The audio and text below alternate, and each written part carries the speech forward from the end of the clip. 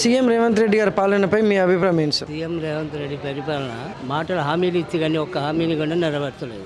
ఇప్పుడు రైతు బంధు కానీ 3 ఎకరాల వరకు వేసిండు. కనీసం సరే బంజరు భూములు వదిలిపెట్టినా, గుట్టలు గట్టలు వదిలిపెట్టినా కూడా ఉన్న వ్యవసాయదారులకు చాలా అసలు అన్యాయం చేసిండు. రైతు బీమా అన్నాడు, కౌలు రైతుకు ఇస్తాడు, ఏది లేదు అసలు. మాట వరకే అతను చేతలు అయితే లేవు. ఇక ఎన్నెన్నో పథకాలు పెట్టిండు, 450 పథకాలు పెట్టిండు, ఒక్క పథకం కూడా అతను చేయలేడు. కాదు కరెంటు సరే మామూలుగా నడుస్తుంది, ట్రిప్ కావటం ఎక్కువ అయిపోతుంది, సక్రమంగా కూడా నడుస్తలేదు కరెంటు.